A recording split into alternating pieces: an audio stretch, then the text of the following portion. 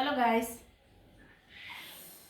যাদের খুব ছোটোখাটো সংসার, মা ছেলে দুইজন থাকেন, তাদের জন্য আজকের এই ভিডিওটা দেখো কত সুন্দর করে আমার এই খাবারের রেসিপি।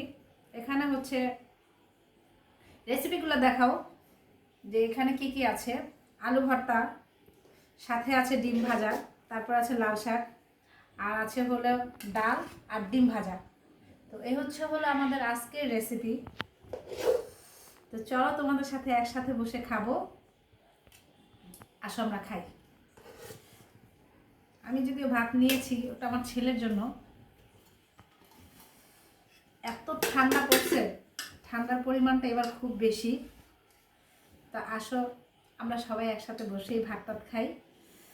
তা আমি এতটুকু বলবো, যারা খুব ছোটোখাটো ফ্যামিলি, ছোটোখাটো সংসার, বিসমিল্লাহ। তোমাদের রেসিপি খাচ্ছি সাথে আছে লাউ শাক।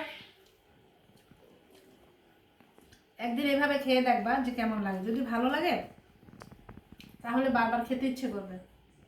এই দেখো, এটা পুড়ে গেছে। আজকের বেগুন ভাজাটা পুড়ে গেছে। যদি এই সাইডটা ঠিক আছে, আমার ছোট বেবি আছে তো, ঘরে কাজ করতে আসলে বাইরের সাইডটা ভুলে যাওয়া লাগে যে আসলে রান্নার চুলায় কিছু আছে কিনা। অনেক খেয়াল করতে হয়। তারপরে তো আবার ভিডিও বানানোর জন্য ব্যস্ততা আমাদের হতেই হয়।